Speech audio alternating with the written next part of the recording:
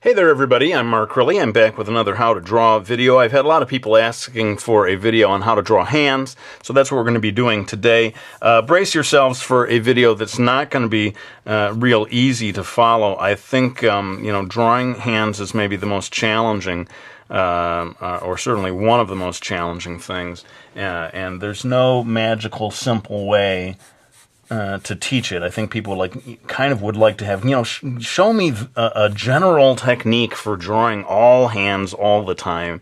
And I certainly have not found anything like that. I find that you have to learn to draw the hand in a great variety of positions and almost memorize different techniques for drawing different, poses of the hand. So see if you can follow along with this. We're going to begin with this kind of boxy shape, although you'll notice that it comes off a little bit, it's got a little bit of an angle over here on one side. And this is going to help us get the basic shape of a clenched fist. Notice that this line here is longer than the distance from here to here, so it's kind of sloping down a little. In fact, I might make that slope down even more. Now we're going to make a second line that is a little closer to the top than to the bottom, and this is going to show us where to put the fingers eventually. I think we should go ahead and try to get the thumb in here. It comes off on this side a little bit of a triangle-like shape, except that when it reaches close to here, to that first line, that's when it's going to cut across and give us the shape of the thumb, which is kind of closing in on top of the fingers, holding all of the fingers in place. Notice that when you look at that first line we drew, the thumb is more above that line than below. And I'm going to go ahead and put a little line for the knuckle there. Maybe a few wrinkles back here. Now it's time to get to the tricky part of drawing each one of the fingers. I think what I'm going to begin with is find a point between these two sides.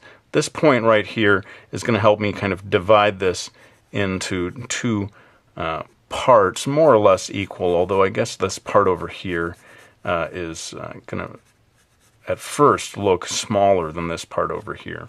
And what I'm going to do now is draw a curving line for the knuckles, all the way down from this point down towards this point. This is going to help us because the knuckles sort of cascade almost across the hand when it's put into a fist shape like this.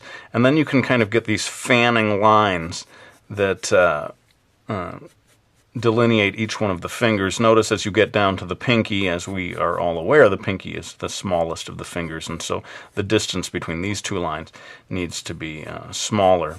And it is, like I said, fanning out. It's sort of coming in at an angle, whereas here it's more straight up and down. And notice also that the bottom edge of the knuckles is kind of tipping past that first line that we drew. Maybe get another wrinkle or two back here as the skin folds in. Can be very tricky, I find. I wonder if anyone else finds this, to get the shape of the knuckles across here right. You can't just follow straight across that line. It kind of comes up and you get this waving effect as each of the, particularly the middle two knuckles, as they sort of bulge out. And I find that often this second knuckle is the one that's most prominent. Then coming down here to kind of finish things off, the flesh folding in, sort of breaking the bottom of the palm into two parts. You can get the wrist coming off the bottom here. And that's pretty much it. All of these things are really quite subtle, the relationships between each part of the finger. I've come up with my technique for drawing a closed fist. I'm sure other artists come up with their own. But this should, hopefully if you've been struggling, as I often do, to draw a nice clenched fist, this will give you a nice system for doing that. I'm going to kick it into time-lapse to just use my black-colored pencil to do final lines here, and then we'll move on to drawing the other hand over here.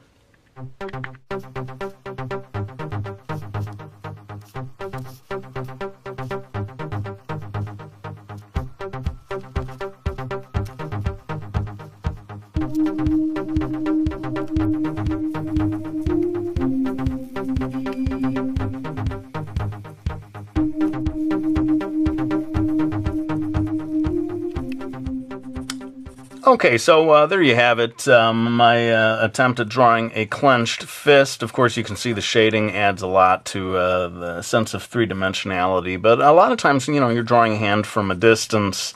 You're not going to need to do all this shading. I just thought I'd throw that in there for fun. Let's go ahead and move on to the other hand here. This is going to be a much more feminine hand. And maybe I should go ahead and sort of refocus the camera so that I'm zooming in on that a little more. Okay, so here we go. This is going to be a much more feminine-looking hand, and it's just as tricky in a lot of ways as the closed fist. This one's going to be a much more open hand.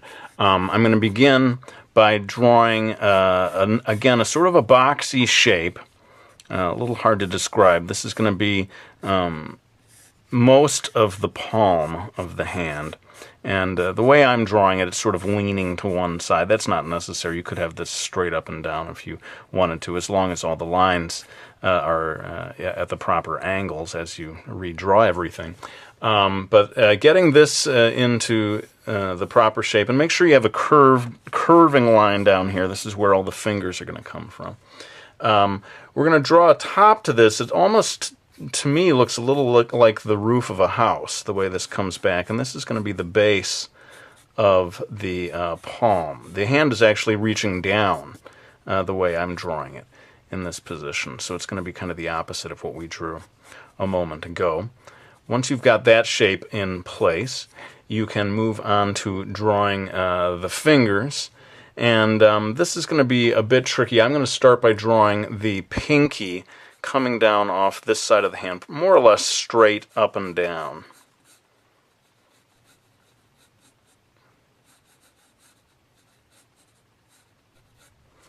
And once you've got that in place, you can draw the pointer finger. Now notice that this line coming at this angle, the pointer finger is coming off just a little bit.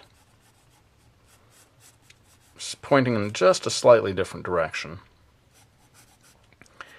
And although the finger breaks into 3 joints, or divides itself into 3 joints, I find that when people are drawing a feminine hand, they don't want to get into the details of drawing each one of those individual joints, and more often than not, they'll sort of have it break into what appears to be just 2. Now, looking at these 2, you can make a kind of a curving line if you want to. I'm kind of down near the end, the bottom of my... Let me refocus the camera. Sorry about this. Okay, so you can draw a curving line here, and then a second curving line coming off the pinky. And the 2 of them are sort of intersecting right about here, a little closer to the pointer finger.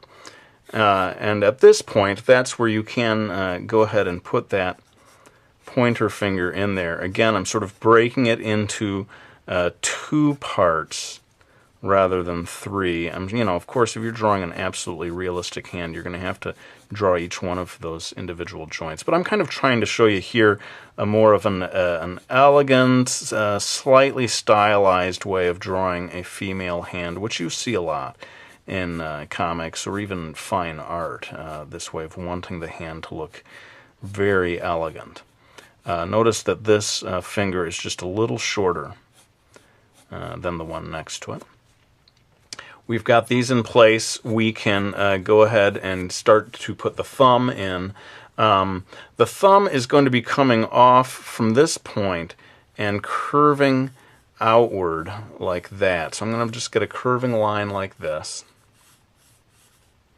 And then at this point, we can get the other part of the thumb it can be tricky to know how long to make the thumb.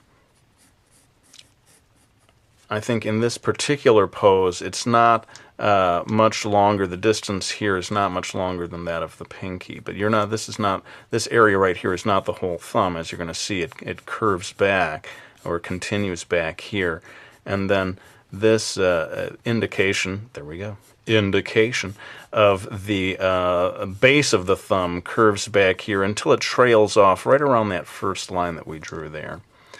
And yeah, we're